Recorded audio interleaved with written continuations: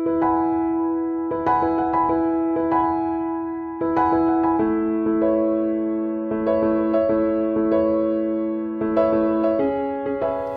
I came across James Partridge more than 25 years ago. There's a good story here which James tells a lot better than I do, but I'll give it my best shot. So I was a newly graduated PhD student when I met James for the first time, and I had written a fairly tedious and boring textbook. James, on the other hand, had written a much more interesting book. So then I got a call from a TV chat show, and it was the Gloria Hunniford show, so quite a while ago now. And James wasn't very talkative, and people that know him now will find that hard to believe. But in the process of doing that programme, it was a kind of meeting of kindred spirits, I guess. And James very quickly came up with the idea that perhaps a charity would be a good thing, because he'd had such a hugely positive response to his book. Yes, I first met James Partridge back in, I think, 1992. I walked into the clinic and there was this interesting looking psychologist at the back called Nicola Rumsey. Nicola Rumsey had already met James, and it was suggested that it might be a good idea if we met. I sat down one day to plan how James could turn this into, with James, how he could turn it into a charity. Campbell became chairman, and as I was pretty much the only other person at the table, I became treasurer.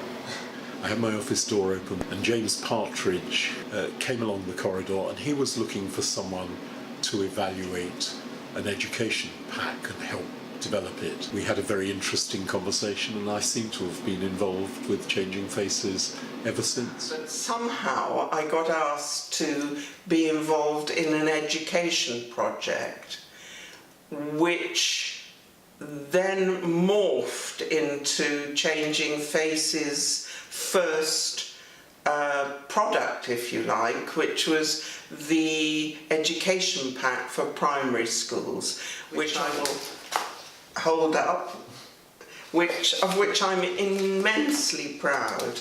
No, I think I'd read about James on the day in the life of somebody on the back page of the Sunday Times magazine. I was working and I accidentally, or somebody else was using some sort of photo fixative spray, and it got over my face, and my face just, it looked as though I'd been burnt. It didn't hurt particularly, but my whole face peeled from sort of down, head, chest, and it gave me an appreciation of what it would be like to look different all the time. I rang James up, and he was on his bicycle, and I said, look, we are interested in your appeal, and he said, oh, that's very nice and whatever. And then I think I told him just how interested we were in his appeal, at which point he said he nearly fell off his bike. The great insight I thought from James's book that he made during his own early experience was that the person with the disfigurement needs to put the other person at ease so that the encounter becomes comfortable. And I always think it was a wonderful altruistic and yet also practical sort of observation on which so much has been based. But it's also so unfair. I saw the charity grow from a tiny thing, to something that was quite well known. Over the years, I've actually seen quite a lot of change in the way people deal with disfigurement, and I think it's due in part to the work of Changing Faces. They were very kind to actually pick our name to go on the building, and we'd never done that before, but it was such a special charity. Yeah. We decided that yes, this is something we're so proud of that we'd be proud to put our name to it. And I remember a series of offices and a series of campaigns and people understanding what Changing Faces is about, and you've just expanded and achieved so much in these 25 years. It's very exciting to have seen the growth. I think what's really special about Changing Faces is that they've understood and communicated so well that this is where the interests of the individual and the interests of the corporation come together.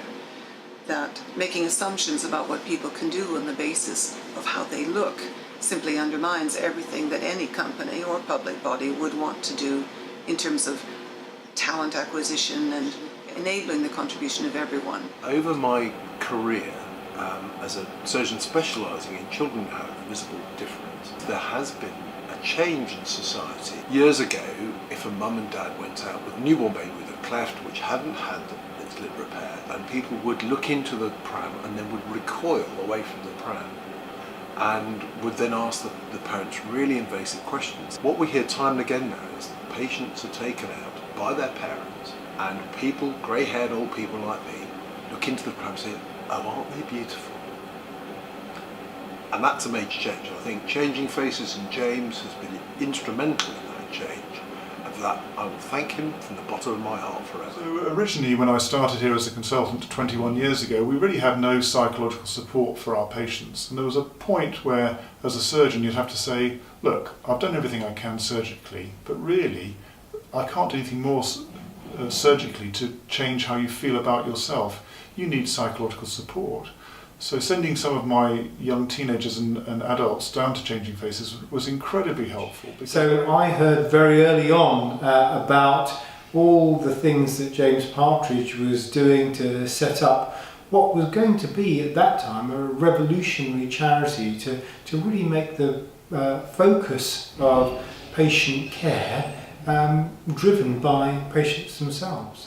Well, the next 25 years are going to be as demanding, as challenging as the last 25 years. Getting going is one thing, sustaining it over a period of time is another, and particularly over 50 years, which is what that will then be. In many ways, Changing Faces have changed perception about equality, but social media and still the beauty industry in general and the cult of beauty is still unbelievably powerful, and I think that the battle will be ongoing for many years ahead, but it is a cause worth fighting for, that's for sure.